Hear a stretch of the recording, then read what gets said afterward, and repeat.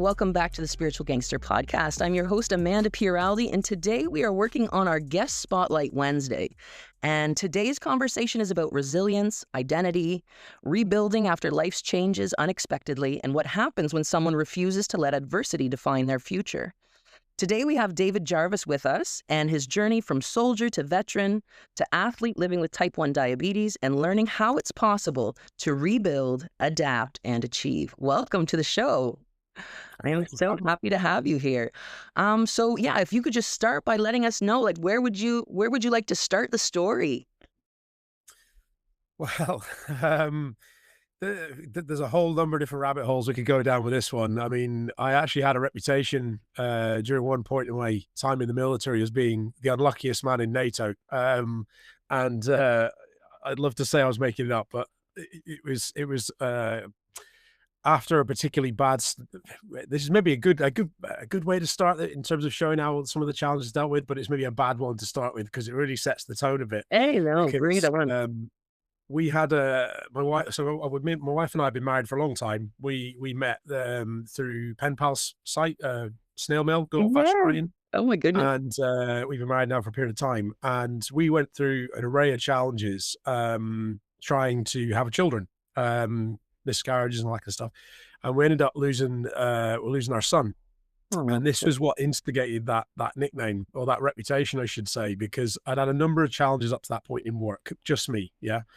And I happened to go into the boss's office, my commander, and said, look, this is what's happened. I need a couple of days to work with my wife, help her, and all that jazz. What you'd expect, And he just looked at me, and straight out the gate, he just came in and said, well, you are definitely the most unluckiest man in NATO, aren't you? You just are a magnet for problems, aren't you? Yeah, right. And he was fully supportive, but like military banter wise, absolutely. And that's ultimately how that happened. But yeah, that was definitely the worst point, I think. And what started off the trend, if that makes sense, of trying to be that bit more resilient around challenges, particularly where other people were involved, because that was more about my wife, obviously, as a bloke. I don't know how it feels, to go through that. I can't. All I can do is be there for her, and support and so on and so forth. But and I'm pleased to say we've had two daughters since Oh, then. fantastic. Wonderful. But yeah, that was a reputation I had, but rolling the clock right all the way forward to now, and I've somehow managed to build a reputation for being the definition of resilience, which is quite a contrast to that. So that there was a reason for bringing up the bad stuff first. Right. So how did we go to such a change there? What was it that happened? Another bad story. Not quite as bad as the first one, mind you, but it was so I was medically discharged from the military. It was a tour. I'd been in for a period of time. I've been in for nearly 21 years at this point. And this is the British Army? That's right. Yeah, Okay. The British Army, sorry. And I went through quite a mental battle trying to go through that transition, into civilian life. I didn't know what I wanted to do and had no clear goal. There was no obvious direction to go forward with, and so I struggled is the bottom line of it all. And I really struggled.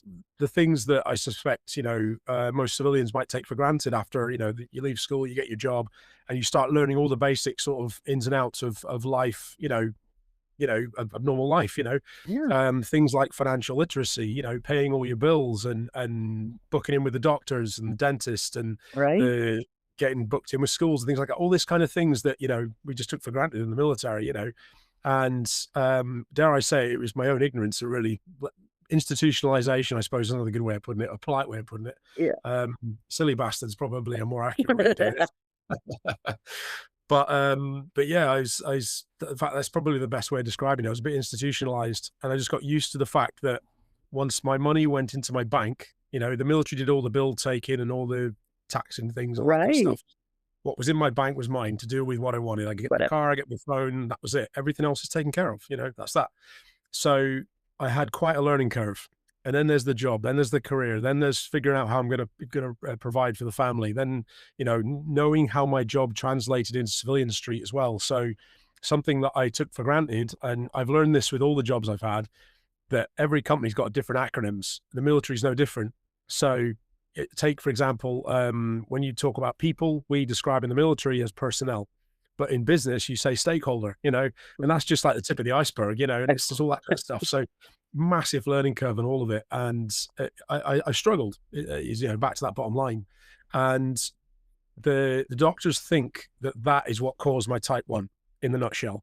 They think that that did the stresses I went through, all the anxieties and all that kind of stuff that were over about 6 months to a year period. They think that did the damage to my autoimmune system, because I'm the only one in my direct family that's got it. My mum, dad, my 2 brothers, 2 sisters. I'm the only one.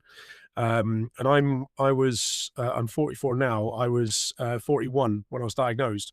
So, which is what I'm told by the hospital is quite rare as well. It's normally children and teenagers. So yeah, so that's what they think happened, and that's where the link comes into that. So rolling the clock forward a little bit, I got linked into the Invictus Games through veterans charities, the Royal British Legion in particular. Got selected to represent the UK, which I was, you know, really pleased with. It's an opportunity of a lifetime. Absolutely. And everything's going great. I'm rebuilding. Obviously, I've got all these injuries that I've been medically discharged for. I'm not going through the list. I'm just a walking bag of disaster. That's easy. It is quite a list. But it was going well. I was, you know, getting what you're supposed to get out of the Invictus Games. It's all about helping soldiers, serving and ex-serving personnel from whichever country they come from. It's there to help them working their way through being on something called the WIS list, the wounded, injured, and/or sick list. Yeah, and that's where I was, you know, and I was getting what I wanted, getting what I wanted out of it with my recovery journey. That was the whole point of it. You know? Everything's going fine. And then all of a sudden it wasn't. I just started getting really ill. And in the period of about 2 weeks, I lost to touch over 26% of my body weight. I was tired all the time. I was thirsty all the time. I was getting burning sensations in the back of my throat. I went from about 86.5 kilos down to 70, was roughly about the weight difference. I mean, I'm not particularly overweight. I think I was about 20% body fat, give or take, at the start. So that's significant. Yeah. So it was, you could see the bones around my shoulder joints and everything, you know, it was getting quite bad. But that's what led me to the doctors, because I could explain all the other symptoms. I was thirsty, so I drank water. I was drinking more water, so I was going to the toilet. Because I was drinking more, I was going to the toilet in the night, and then more regularly in the night. Then I'm tired all the time. You know, there's logical reasons for absolutely. But the weight loss I couldn't explain. And that's what led me to the doctors. So they did their tests and they came back. And at the 19th of May, 2023. So in fact, I just noticed the date, 3 years to the day. Wow. I was diagnosed with type 1. So how's that for coincidence? Right. There's no such thing. I just noticed that. There you go. My anniversary. There you go. Lucky you, you know, celebrate with but yeah, and that was most of that day was a bit surreal. But so back to your question, how it kind of, I learned to deal with that. That was the moment where I kind of shifted my mindset quite dramatically, and I've learned more recently that that's something called prosilience. Because where I'd learned to be resilient around other challenges, so for example, when we lost Oliver, my son, I'd learned to sort of absorb the challenges into my routine. You know, it might take a few days, it might take a few weeks, depends on the severity of the challenge, of course. But that's how I'd learned to do it. That's being resilient, you know. But prosilience was about turning that adversity into success. And when I got that diagnosis, they gave me the obvious advice on that Friday, the 19th of May. And they said, you know, you need to think about quitting the team. You need to think about stopping training. You need to think about focusing on your health, you know, the right sort of advice to give, you know. Yeah. I mean, they made it very clear that had I not come in when I did, I may not have lasted the weekend. This was a Friday morning. I might not have lasted the weekend. It was that serious. My blood sugars were, I think they worked it out to be. So, sorry, quick bit of maths. I know the numbers are different in the US and Canada, the way we measure it here in the UK. Right. Yeah. So it was 24% higher than the maximum their scale went. Oh my it was some of the highest numbers they'd seen. So, which meant nothing to me. I didn't. Right. But they said you wouldn't last the weekend. That was kind of the eye opener. That's enough. That makes sense. That's it. So the next morning was the rest of that day, the 19th, was a bit of a blur. It was a bit surreal. I kind of just started trying to go through the motions and just, I mean, I walked out the hospital with 2 big shopping bags full of stuff, medical supplies and Yeah. insulin and packs and books, and it was horrible. But the next morning was when I made that kind of mental shift. I just kind of snapped into my problem solving process. I mean, I've been an engineer most of my life. I worked in communications, you see, as a soldier, and you're taught basic problem solving skills. So if a radio breaks, you start at the basics. Is it plugged in at the wall? Is it turned on? Is it turned on? Is it plugged in at the back of the set? Is it turned on at the back of the set? Yeah, That kind of basic, and you move it exactly. forward. So I just started applying that logic, and I just had this kind of this process in my head. I just snapped into it and started processing it. And it was at the end of that process where I had this kind of epiphany that, if I'm going to carry on and go against medical advice and keep going for the games, then the significance of my goal has got to match the scale of my challenge. And type 1 is no joke, it is a crazy challenge. And that was it. It was like, well, it's got to be a gold medal or I'm not going. There's no higher challenge I can take on, and that was the moment. That was the 20th morning of the 20th of May, the day after my diagnosis, at roughly about 6:30 in the morning. And yeah, that's how I kind of started plowing forward from there, basically. So yeah. That is incredible. So when you initially got this diagnosis, like, did you resist it at all, or did you just like accept it right away? Like, was there any resisting of it, like emotionally, like having to deal with that? It was, so I remember walking out the hospital. So Aberdeen, so my local hospital is Aberdeen, up here in Northeast Scotland. And we're quite famous, believe it or not, because we had one of the discoverers of insulin is actually from there, believe it or not. So the Yeah. guy who looked after the team that came up with it, because I think there was 3 or 4 guys. I might be wrong, but I think one of them was actually in Canada, and they might have actually done it in Canada, but I don't know the history. I can't remember, Okay. but worth looking into.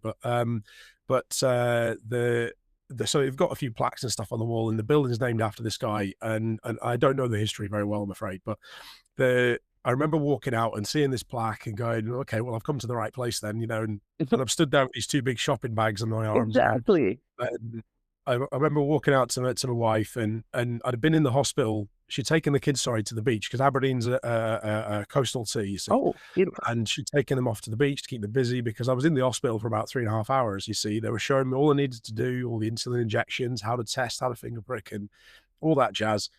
And the basics of carb counting, and, there's a lot Oh, to it's a take in. lot to take it. Yeah. And it was, I don't remember much after that point. I remember stepping out. I remember seeing the plaque on the wall. I can't remember any of the details of it. And then beyond that point, it's just a blur. The next morning is when I woke up, and I just had that sense of clarity and just started going through my motions. And I've since learned to articulate that process. And it's the first step is to do something simple. And the reason I have that step is because it's when your challenges kind of hits you. So this is back to your question, did I resist it, or, in a way, at the time when it initially happened, it was a blur. It was too much to process. And I just kind of wanted to kind of try and not think about it anyway, Right. because I had to.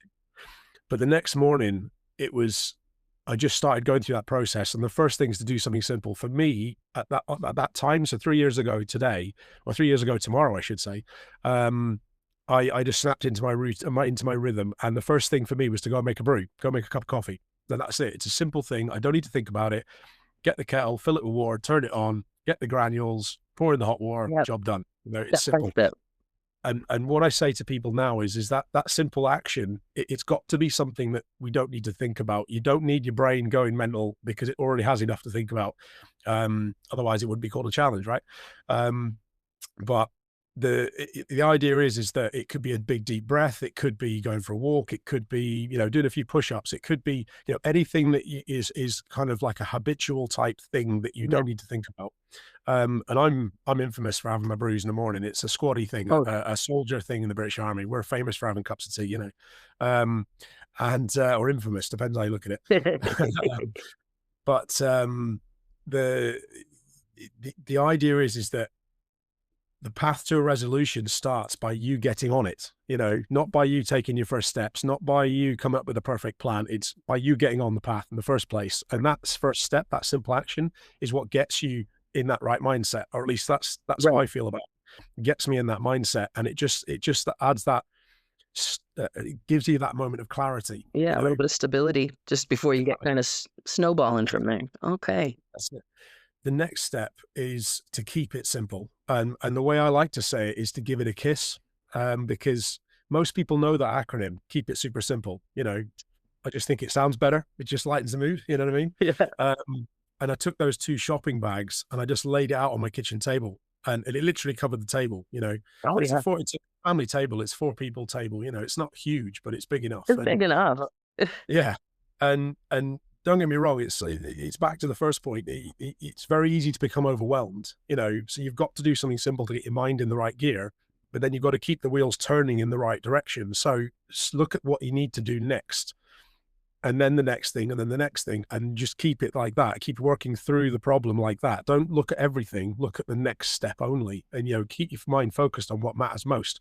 So, as a type 1 diabetic, the first thing you need to do is a blood test. You know, and then you work out what you're gonna use that to then look at what you're gonna have for breakfast, and then calculate your insulin needs based on the carbs and so on and so forth. And then you just keep working forward. You know, and then that's that. So I didn't resist as such. Long story, apologies. So No, to your no. question, I It, didn't resist as such. I just kind of snapped into gear, if that makes sense. And yeah. it's a routine that I've used numerous times for other challenges. I've only learned to articulate it literally in the last couple of years because of the public speaking I do, because I actively want to help people to develop their own personal resilience. And I absolutely believe this process will do that. It can be applied to any challenge. Right. So Keep it simple. that's why I learned to do it. Yeah. So do something simple, keep it simple. The third step is understanding.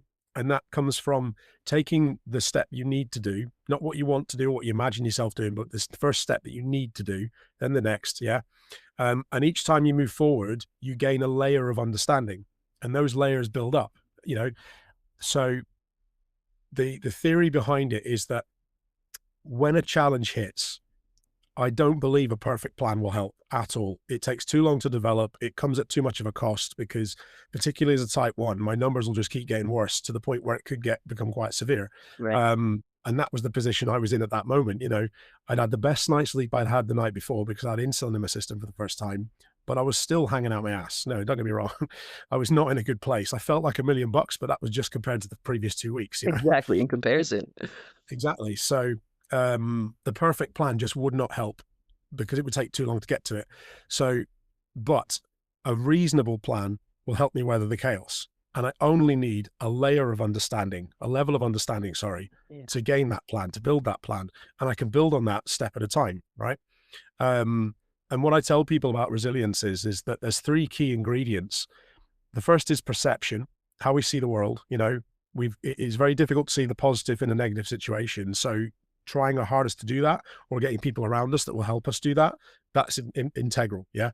The second part is humility. You know, the reality is we don't know everything. We're not perfect. We're human. We make mistakes. That doesn't make us a failure. It does not make us a less of a human being. It is, again, down to perception. We have to see those mistakes as opportunities to gain feedback, to gain data, to learn. Fits nicely in with type 1 because we need a lot of data, you know, Yeah. to do what we need to do. Absolutely. That's it. But the third step, and this links back to the point I was making a moment ago, is consistent investment, right? Consistent investment of your energy and your energy and focus over time. Yeah. So by taking the first step that I need to take, and then the next, and then the next, and building those layers of those levels of understanding, I'm Absolutely. compounding that consistent investment, if that makes sense. Just Hmm. like money in the bank, if that makes sense. So that understanding will grow with time. Yeah. But I have to be consistent with it. And there we Yeah. go. So that's basically what I started doing. And that was kind of the point when I realized that that's where I kind of got to that epiphany that I mentioned before, where I recognized I'm looking at this table in front of me. I've got my brew in hand and I just looked at this and went, this is going to be nuts. You know, I've just done one test. I've looked at how much carbs are in my box of cereal for a serving. I've worked out what insulin I need to take for the first time, hoping I've got it right so I don't bloody kill myself, you know, because Right. obviously I learned to take these jabs the Yeah. first It's time new. and without supervision as well, because obviously I'm not doing it in front of the hospital, in the hospital, sorry. And I just realized that, you know, that's where I kind of got to that epiphany. That's why it kind of hit me like a ton of bricks. And I went, this is going to be nuts. This is going to be the biggest challenge I've ever faced. I have got to have a goal that matches that. So it's the significance of the goal has got to match the scale of the challenge. Goal or nothing. And then we kept moving forward. And that was it. I just took it one step at a time and kept working through the problems. So the fourth step, so there's 5 steps. So I've got my layers of understanding. I've had my epiphany at this point. The fourth step is to embrace the change and the inevitable mistakes. So this is back to the perception point, why it's a key ingredient, because I need to look at those mistakes and go, right, what can I do with that? You know, I'm not perfect. I've you know, eaten my humble pie here. I've got to learn. And that's the 5th step. Learn, adapt, repeat. Back to square one, move forward again, and just keep doing it. Keep repeating. Yeah. And it really is, it's trying to keep it simple in a situation that could very easily become very complex and overwhelming. And it's very difficult to do that. And in one of the, I do like little YouTube videos where I talk about little things to do with resilience, little 5-minute things here and there. And one of the things I talked about was having an appropriate support network around you. And that can be having family members that really care about you, people that will tell you, and friends, sorry, as well, of course, that we will tell you what you need to hear, not what you want to hear. That is so important. Exactly. Yeah. It's all well and good feeling good about ourselves and getting people to say, hey, you look great in that dress, or you look good in that suit and whatever. But actually you look like a complete tit bag, They just don't want to tell you that, Exactly. You need them to tell you that so you don't make a tit yourself, By the way, I apologize if my British banter doesn't quite. I love it. I love it. Me to repeat something else if it makes some make sense. I occasionally let squatty stuff slip out as well sometimes. Hey, I'm here for it. I'm here for it. Cool.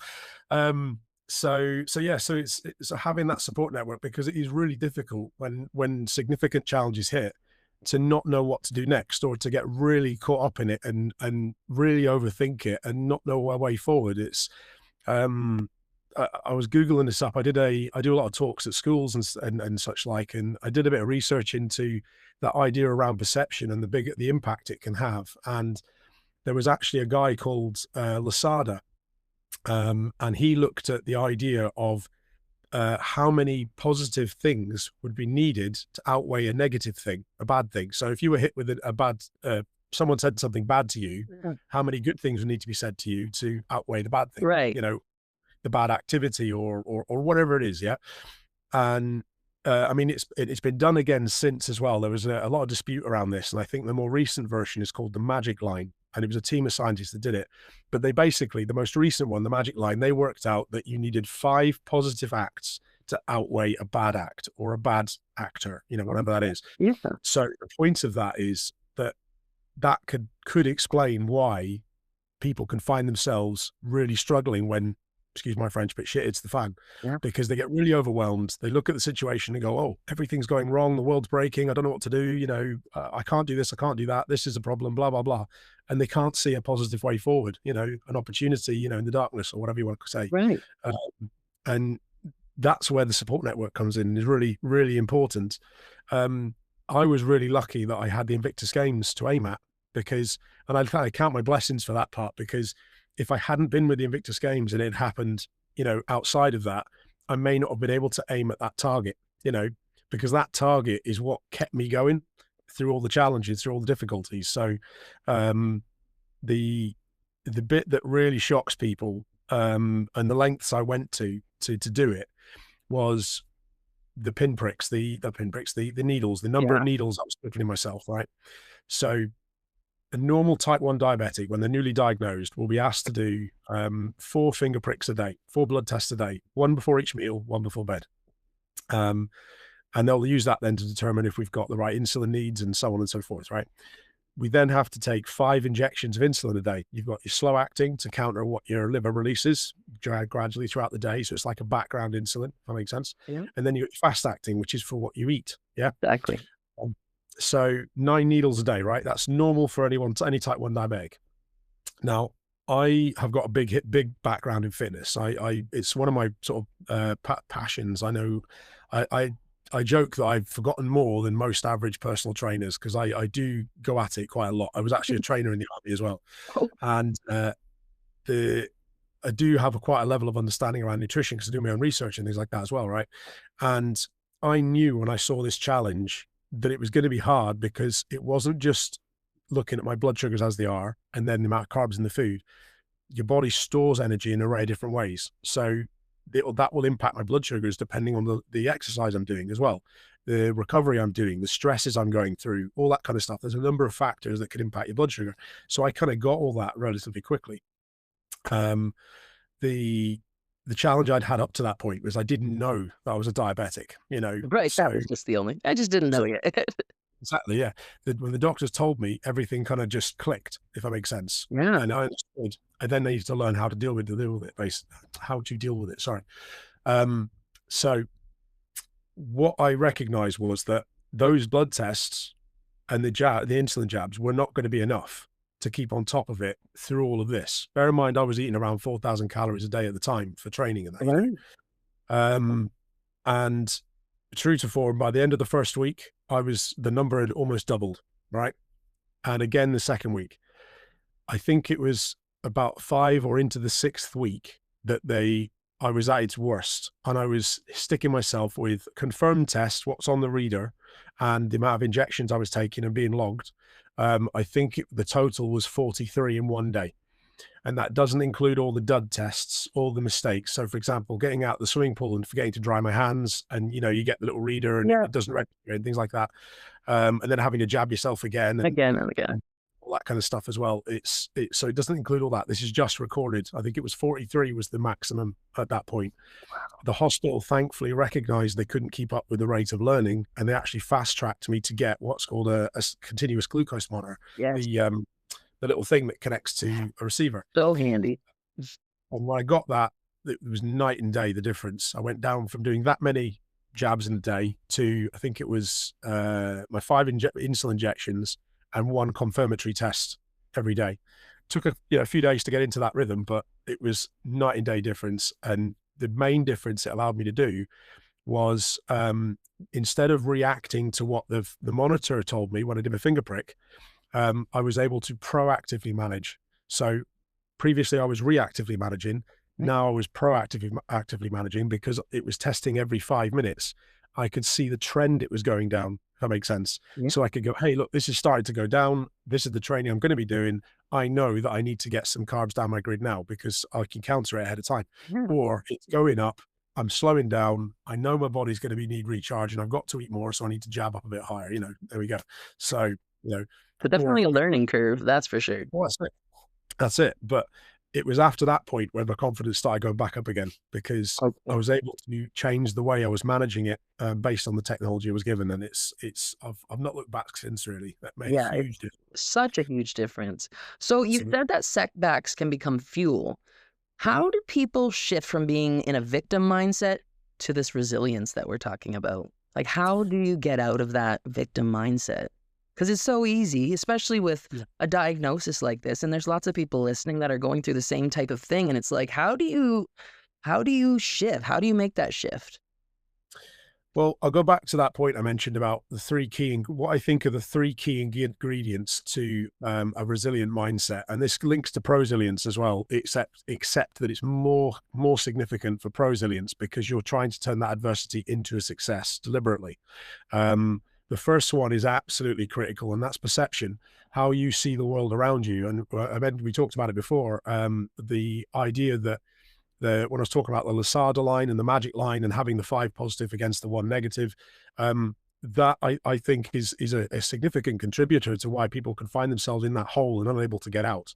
And it's all about the perception and how we see that challenge. And it's very easy to see everything that's going wrong in that moment and why I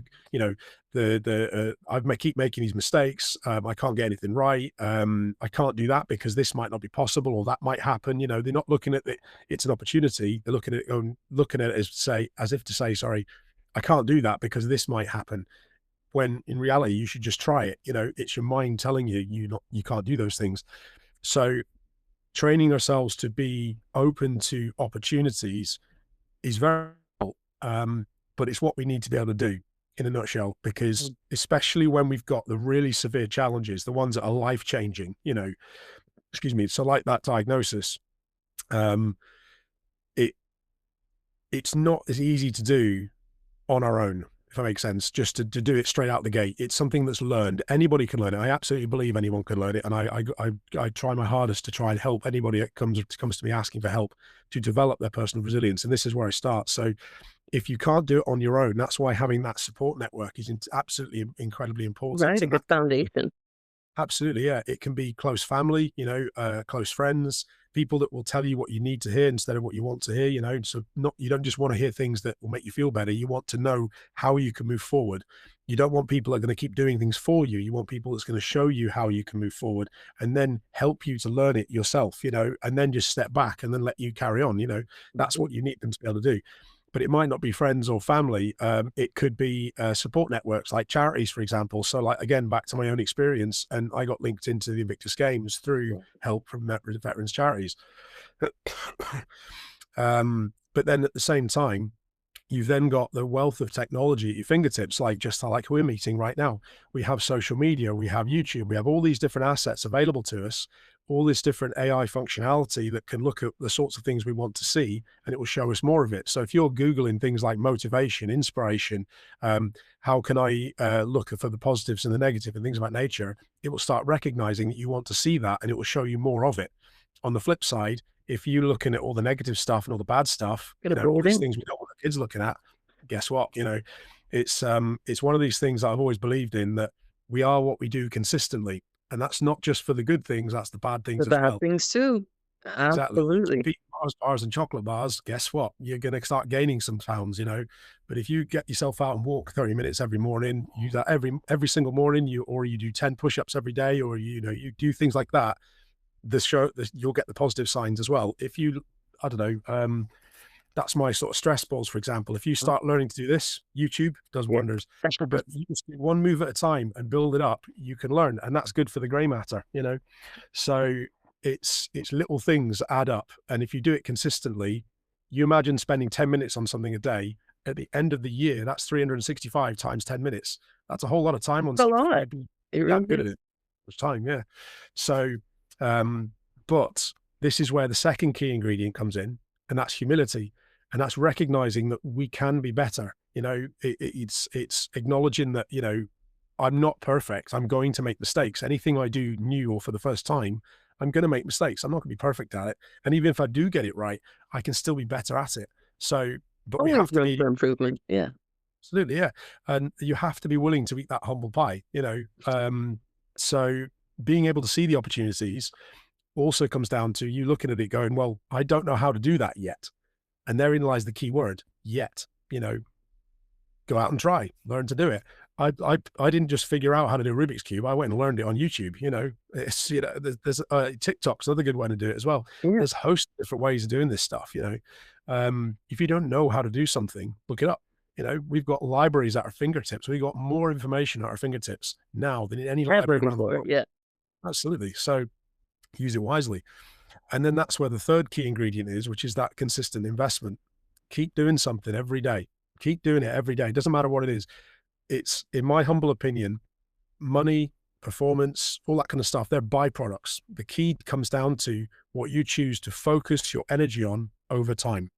If you choose to focus your energy on watching all the sitcoms on TV for being there for 2-3 hours of a day, guess what? You'll be a flipping whiz around Friends and I don't know what's the other ones, Law and Order, and Yeah. I don't know all this other stuff and things like that.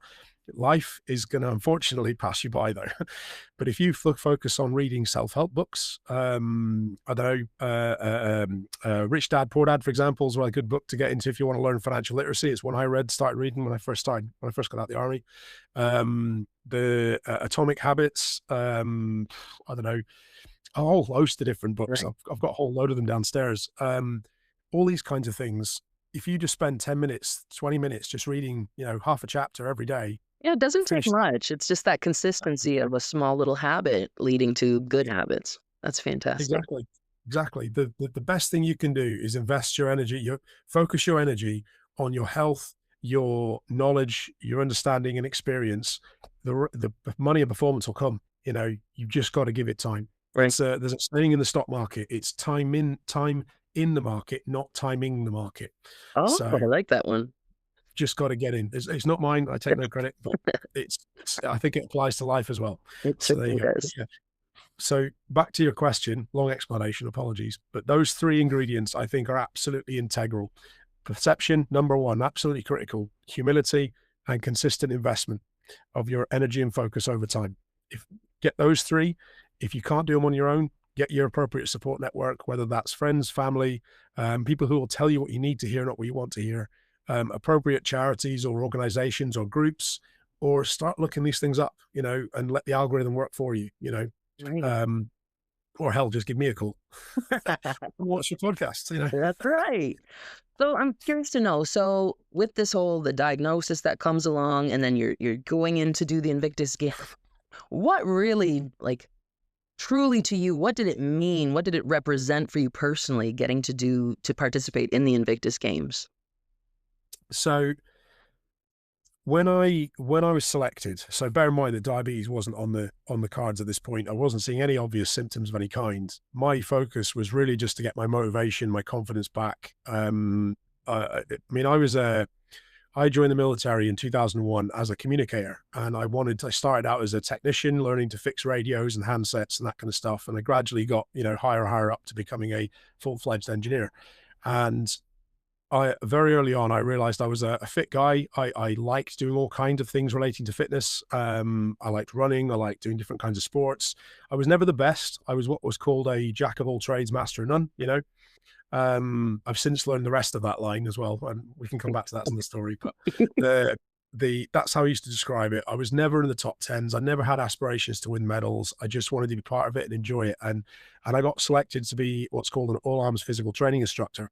And that's basically the guys that run around training all the other soldiers, basically, and do all the fitness training, basically beasting people into the ground, lots of shouty, screamy things and that kind of stuff. And Yeah. I really enjoyed it, but I more enjoyed the instructor side of it, that part of the title, helping people to learn. Whereas now I just do it more with personal resilience, if that makes sense. But when I got discharged, up to that point, I'd had an array of injuries that had accrued over time, some quite significant. And being medically discharged, having my career turned off through someone else's decision in a nutshell, having to limit what I was doing physically, because of my knees, because of my back, my shoulders, all this kind of stuff, it is soul destroying. It's like your life evolves around being physically capable. You've been in an environment where you're wearing a uniform and you have that, dare I say it, level of that feeling of somewhat invincibility. You look at risk very differently, and you get used to you looking at risk very differently. You throw yourself over assault courses and in and out in the mud and rolling around with dirty, great big logs on your shoulders and things of that nature and all that kind of stuff. I mean, it's when that's taken away, it's quite difficult to deal with, So the Invictus Games gave me some that back, if that makes sense. It gave me a way forward again. And I mean, when I signed up to it, all my focus was on my recovery journey in a nutshell. That's what I wanted out of it. That's what was sold to me. And I signed up to everything that I could. I wanted to milk the hell out of it. So I didn't just sign up for the sport, that I knew, which is road cycling. I signed up to everything I could, and you could do up to 4 different ones as long as they didn't coincide on the games. So I signed up to the criterium racing, which is like the last sort of 20 kilometers of a Tour de France stage, time trial, which is just you against the clock. So that's just on the bike. I then signed up to the 50 meter, 100 meter freestyle swimming, the backstroke and the breaststroke, 50 meters in each of those as well. I signed up to the powerlifting, which is kind of like the power lift. It's where you do a bench press, but your legs are strapped down. So it's all equal. So kind of everybody's, and then anyone can have crack. And then I also did the indoor rowing as well, which was the 1 minute best effort and the 4 minute best effort. So I basically just did everything that I could in a nutshell. So again, just applying that jack of all trades, master of none mentality that I'd had from being back in the military. And yeah, up until the point where I started getting ill, it was going well and I was enjoying it and it was all coming back. But ultimately, that was what I wanted out of it. And that's what I was getting out of it. The diabetes basically turned that off. My goal had to shift quite dramatically as a direct result of the change in circumstances. So Yeah, it's kind of a two-part question, really. You got the second half first. Yeah, that's okay. That's okay. I want to know, what's one lesson that adversity taught you that comfort never could? The difference between responsibility and accountability. That's Ooh. an easy. I'm like, ooh, mic drop moment there. That was good. That's it. Yeah, that's it. So the one of the lessons, I mean, it's kind of a lesson I got from leaving the military. There's up to that point, I'd always believed in two key things in life. The first being mortality. You know, it's a club we're all members of. We don't have to pay a membership. You're going to meet your maker, who or whatever you believe that to be. It's going to happen. You know, there's things you can do to mitigate it. You can look after yourself. You can eat well, have a happy life. But luck can deal you a shit hand as well. You know, let's face it. Okay. Walking example right here, or sitting example. Sit. Sorry. But the second one is change. Change is inevitable. We're all subject to various kinds of change at various points in our life, you know, from kids going through different stages of school, different careers, you know, and so on. Age has a factor and so on. When I left the army, I learned there's actually a third one, and that's dependency. I'd been too dependent on the military to do all these different things, that all that back to that is point of being institutionalized, the financial literacy and all that kind of jazz. I learned the hard way that I'd been too dependent on them doing those things for me. And I'd, dare I say it, been ignorant to it, if that makes sense. And when you step back and look at it, we all have, back to the same idea as the change thing, we all have various levels of dependency on an array of different things, from the air we breathe, the food we eat, you know, the essentials, you could say. But then you've also got things like your smart devices, your phones, the laptop, you know, that we're using now. We need these sorts of things, cars to get to and from work, you know, I don't know, our friends and family, our networks, all that kind of stuff, you know. There's varying different levels of dependency on all these different things. The key lesson I learned in that as well is that the more dependent we are on one thing, the more vulnerable we make ourselves. And basically learned that the hard way. And therein lies the difference between responsibility and accountability, where I'd knowingly / unknowingly / ignorantly delegated a lot of my responsibility to the army, you know. Ultimately I was accountable. The buck stopped with me. You know, how was I going to look after my family, you know, without the army, if that makes sense? I had to figure that out, you know, and that was that. And that's the key thing is I can delegate my responsibilities, but accountability is where the buck stops, you know. And was the key lesson I took away from that. Fantastic. I want to wrap this up with one last question for you. I want to know, what's one thing that you hope people remember about your story? What's one good takeaway that you want to make sure that people take with them?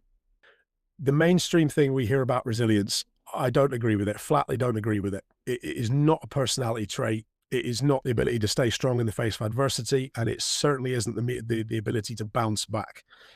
I define it as the ability to absorb challenges into our normal routine.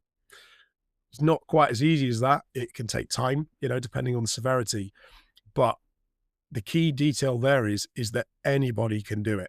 Anybody can develop resilience. Anybody can become better at it. It is something that can be learned. It can be something that can be developed and maintained. And that is one thing that I think that people should take away, is that resilience can be achieved, but it ultimately has to be maintained. It's not something that sits in the background and you can forget about. Yeah. It has to be continually maintained. Doesn't take a lot, just 30 minutes of your day, if that, you know, but it's something that needs to be maintained. Wonderful. Well, thank you so much for joining me today. I thoroughly enjoyed this conversation, enjoyed connecting, hearing this story. And, you know, resilience it's such a big thing that, you know, some people just don't understand how to find it, how to tap into it, how to discover it. So thank you so much for your input, for your story. And yes, I hope you have a wonderful rest of your day. No worries. Thank you very much for having me.